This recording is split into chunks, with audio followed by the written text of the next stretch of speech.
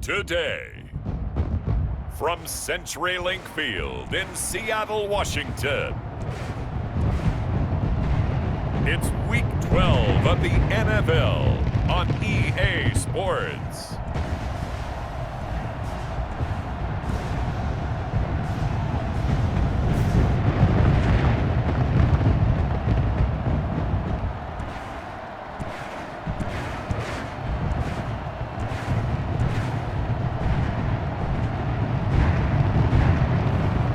We'll see Russell Wilson and the Seattle Seahawks taking on Jared Goff and the Los Angeles Rams.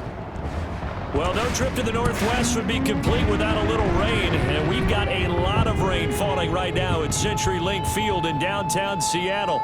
Nothing like the fanfare of introductions to an NFL game, and that was in evidence a moment ago. Fireworks, pyrotechnics, you name it. This crowd is ready as their guys get set to match up between the Los Angeles Rams and the Seattle Seahawks. With Charles Davis, I'm Brandon Gaudin. Charles, you look at this Seahawks team as they get ready here. The streak continues, doesn't it? They come in a perfect 10-0. And it's not just that they're winning, it's how they're winning. All phases of the game coming together for this team. Meanwhile, for the visiting Rams, they were losers their last time out. They're going to try to get back in the win column, but obviously they're going to have to do that in a hostile environment. And sometimes it actually works to your advantage. Now you've got to band together your team, the us against the world mentality. Let's see if they can use it and get a victory. And this will go as a touchback, and they will begin things at the 25. So out come the Seahawks now for their first possession. They're led onto the field by their quarterback, a man who's made quite the name for himself in the NFL, and that's Russell Wilson. And he ought to have a lot of pep in his step after last week's performance, because he did exactly as you want him to play if you're a coach. 3 touchdown passes, 0 interceptions, which usually means you're making a lot of right decisions out there. And got him to win. A running play there, going to get 10 and a quick first down. That's good for a Seahawks. That's a very nice game there, a confidence-building run. Love the execution up front, and the way he pressed the hole, absolutely perfect.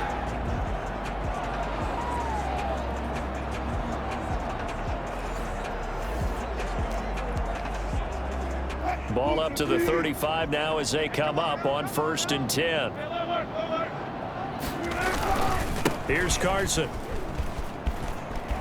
He's got the first down and more past midfield. That is free going down the left side. It's a foot race. And all the way in, touchdown Seattle. Chris Carson, his 11th touchdown of the year. And the Seahawks have taken a first quarter lead. So that run there, yeah, I don't know if it's overstating things to call it a thing of beauty, but in terms of football plays, that's as good as you're going to see. And what I really enjoyed about that run and what made it so impressive to me was how he improvised along the way. Sometimes on a big play, you just get the football and you take off in a straight line and go. But this time, how about the artistry of that play? That looked a little bit like a Picasso to me. And he covered a lot of ground on that one, as evidenced by the final total there on Next Gen Stats. Out of the gun, here's Wilson being chased out left. And he is into the end zone to bump the lead up 2 more. They wasted no time showing how aggressive they're going to be in this game. They get the quick score, and then they go for 2, CD. Surf's up, partner. And when surf's up, you ride the wave. They felt great about that quick drive, put it in the end zone. Why not go for 2? They felt comfortable with the play call that they had. And the home crowd loves it. This one fielded at the 5. Oh, a good return up past the 30. Past midfield. And he will take this one all the way back inside the 35-yard line. 33-yard line.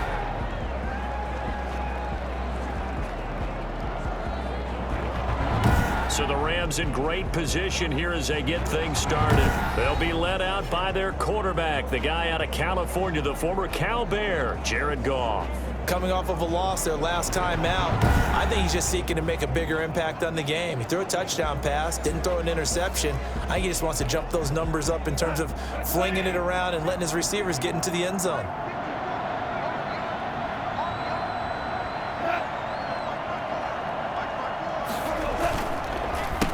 Now the first carry for Cam Akers. Number 23. The numbers for him from a week ago. 10 carries, 112 yards, and a touchdown. And the way they ran the ball in last week's game has to be satisfying to their entire staff because they're seeing not just a back gain big yardage, but they're seeing an offensive line really in sync. After the pickup of 5, here's 2nd and 5. Out of the gun, Goff. Looking right sideline, but it's incomplete.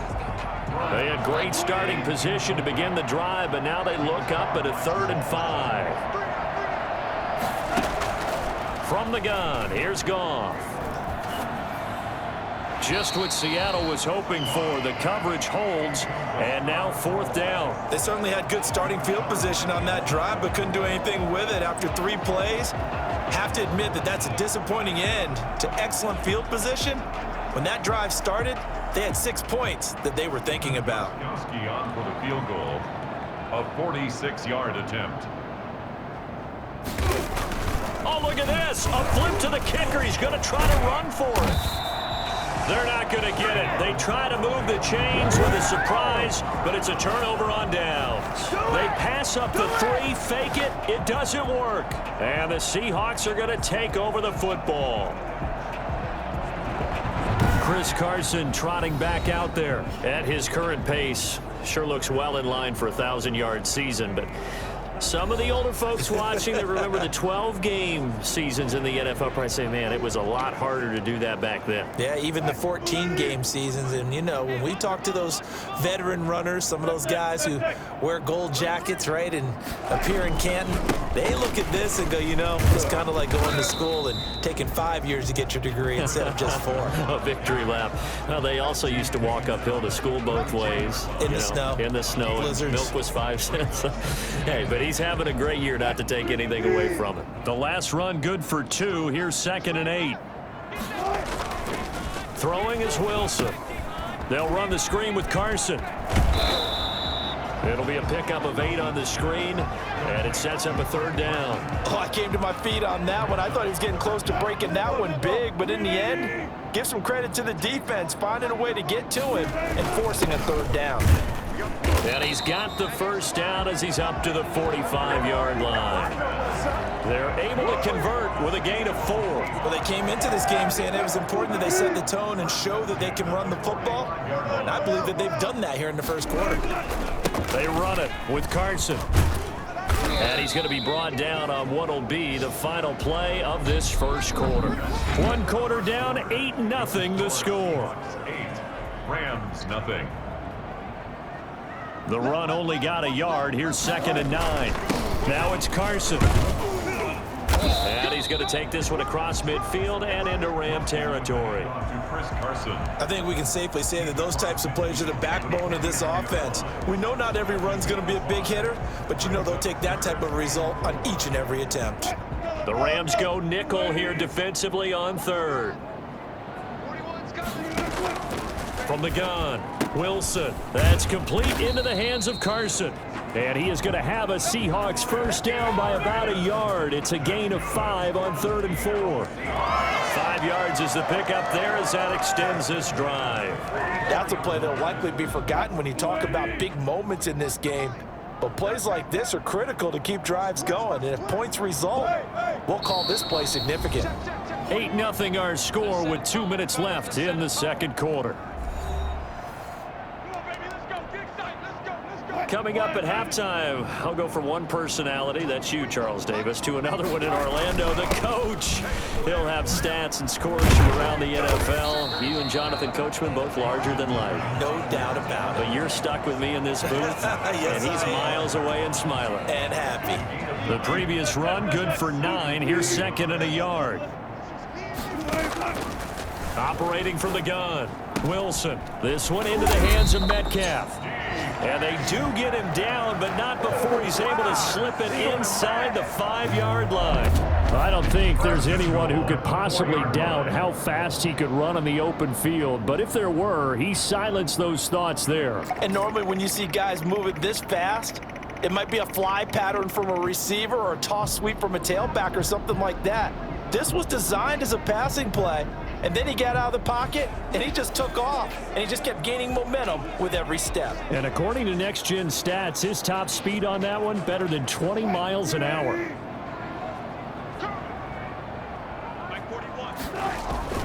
Now Wilson. Going to throw right side here, complete. And he will score. Touchdown, Seattle. Tyler Lockett with touchdown number 8 on the year. And the Seahawks add on to their lead. The touchdown all set up by the big play one snap before, but they finish it off here with a shorter completion, this time for the score. I like how they stuck with what got them there, right? The big pass play, got the momentum going, right? You create it with a play like that, and you come right back with another pass play to finalize things off. The kickoff for Seattle. The kickoff team on the field now as they will send this one away. From the 10. And he is out of bounds as they'll start up past the 30. First and 10 at their own 32-yard line.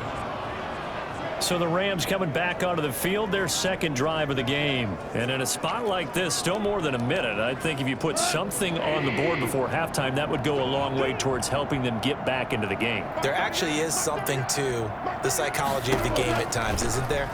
How much better would they feel running into the locker room, as you noted, with something on the board in a positive fashion? You're exactly right. It's a great opportunity to get that done. They'll contain him to just 4. Second down. 36-yard line. A gain of 4. It's now 2nd and 6. Now Goff. And the open receiver, it's Robert Woods. The Rams going to go ahead and use the first of their timeouts as the stoppage will come with a little under a minute to go in this first half.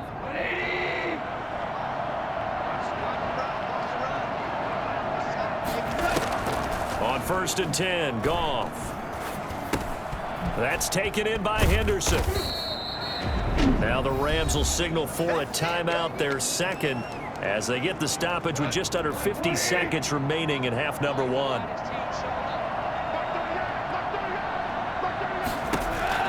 Looking to throw again on second down. Goff. He's got his target. It's the tight end, Tyler Higbee.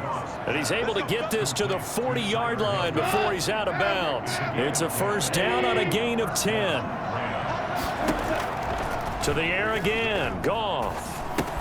And he'll find Henderson there. It's complete. It's a gain of 6 on the play, and it'll make it a second down. A 6-yard pickup brings up. Throwing again is Goff. At the 33-yard. Airing it out deep for Woods. And it's intercepted at the goal line. Shaquille Griffin with a pick. Shaquille Griffin. Goff's pass intercepted. The Seahawks take over 1st and 10 at their own 34-yard line.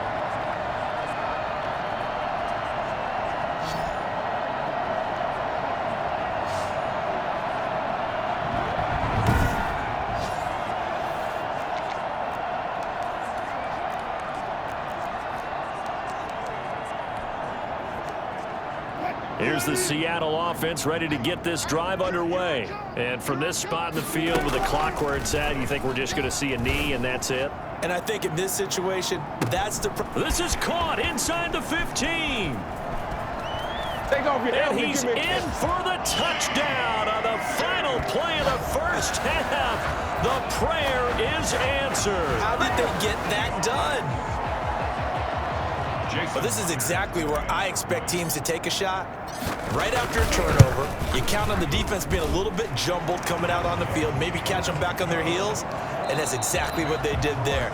They threw it downfield and really created a big play. Yeah, you said jumbled. They were the definition of jumbled defensively. No, I'm not mad at you for skipping halftime, but can I just have a sip of water real quick, please? Thank you.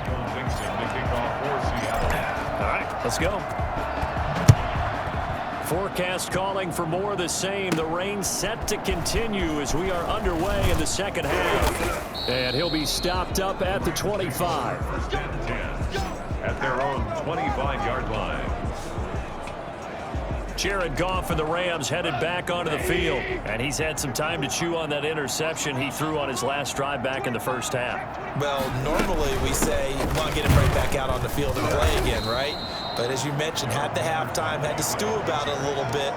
Maybe he'll have a chance to relax a little and kind of laugh and chuckle and let it go. He'll hope to respond positively here to start the third quarter. From the 30 on second down, Goff able to get this to Gordon. And he goes out right around the 39. He was held without a catch in the first half, but he's got one here, and he also picks up a first down. But it appears that they read man defense and went to the out route, and what you have to do on that one is the receiver's got to make sure he works the defender towards the middle of the field to give himself space to cut to the outside and have that ball delivered with good timing, and they got it done. Goff throwing complete to Kupp. 6 yards on the pickup, and that's going to make it third down and less than a yard. It's a gain of 6. Brings up 3rd and inches. They'll try and run for this with Akers. And able to pick up the first across midfield to the 47. Just 4 yards on the pickup, but that's good enough to extend the drive. Well, they certainly have been able to get him going and establish the run, so I think it's time to abandon that plan and start chucking it all over the park. And you know who's excited about that? The defensive front. They got a chance to pin their ears back and get after him now. Now the throw here complete on the right sideline. That catch good for only a couple. That's now 4 completions in a row. A good bounce back following the interception last drive. Certainly not letting it affect him, that's for sure. And we all know interceptions are going to happen. So the big trick, don't let it affect you going forward. Most of the good quarterbacks, they just tell the ball boy, get that one out of the rotation, give me a fresh ball, and let's go. He's got his offense moving again. Back now in Seattle, Washington. A lot of happy faces in the crowd at this point as their guys have a big lead here to start quarter number 4. Goff on third down. Gets this into the hands of the tight end, Higbee. And he is out of bounds right around the 10-yard line. So much for the run on 3rd and 1. Instead, it's a big chunk in the pass game. First down.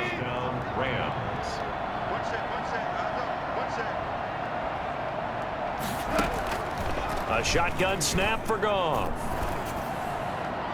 That is incomplete.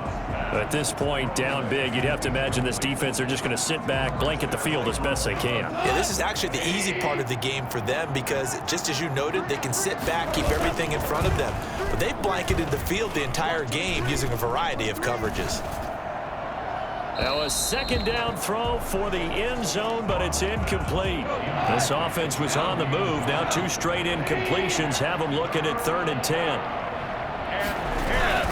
Here's Akers. And he won't be close to a first down as he runs into a wall right around the line of scrimmage. No gain on the play there, and it'll bring up 4th down. Looked like he was trying to bounce it outside, but no success. Yeah, sometimes you got to just figure out where you're going to go, and sometimes you just have to take it to another spot.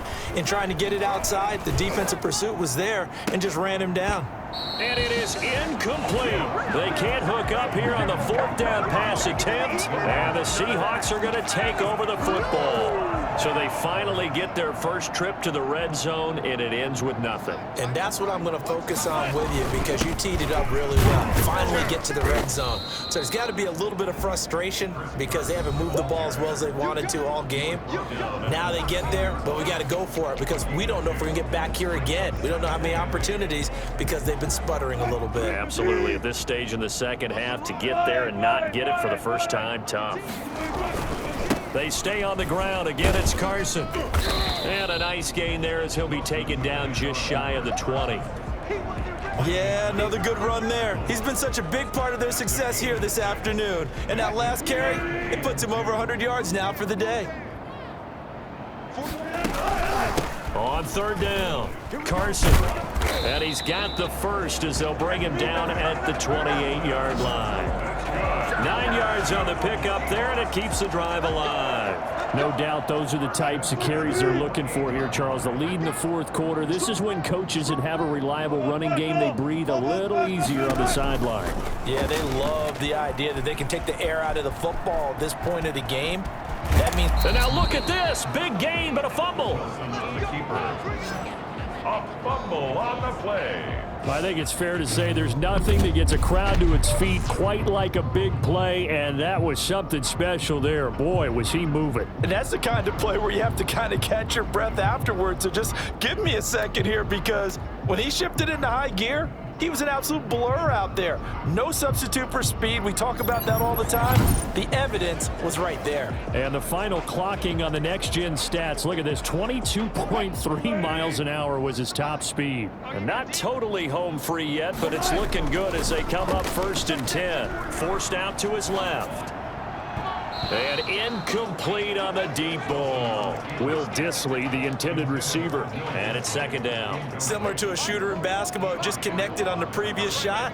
They run another set for him on the next play. Now, we had a guy who made the catch. They tried to get the big one downfield, but came up empty. And he gets this to the other side of midfield across the 45 before going out. 9 yards, and that leaves him just short, so it'll be 3rd and less than a yard.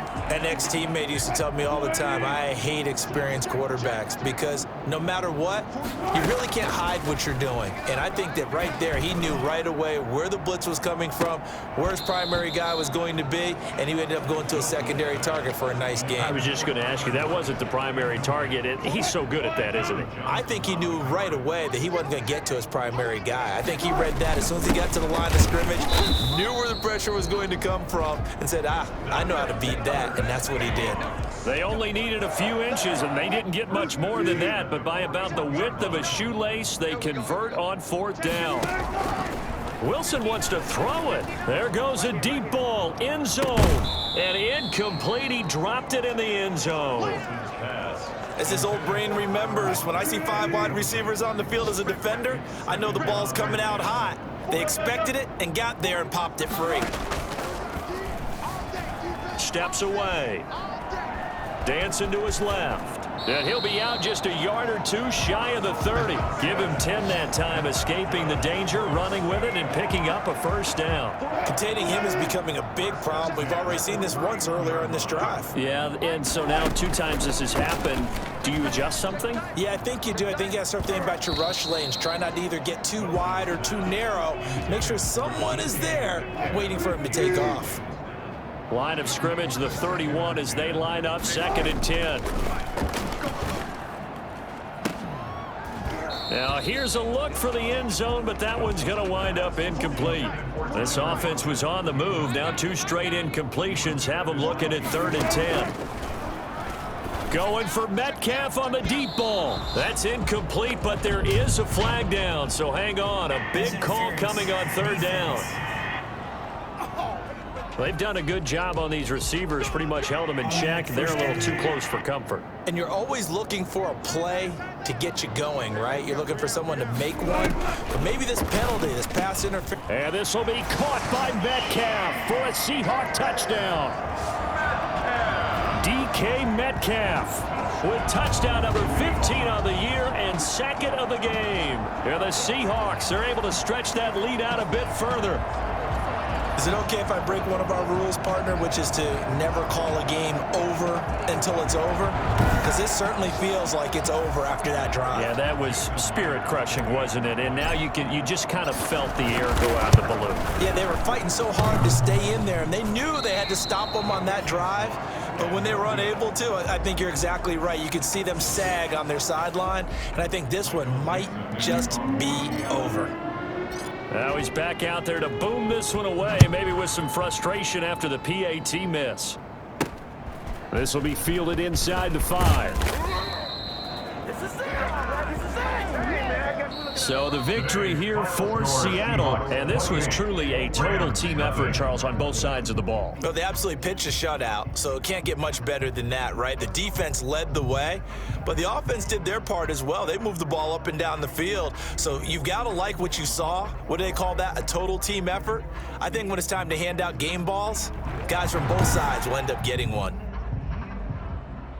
So for the Seahawks, the perfect season remains intact as they move to 11-0 on the year. And they will hit the road next week to take on the Detroit Lions. Meanwhile, for the Rams, the problems just get worse and worse as they fall to 2-9 now on the year.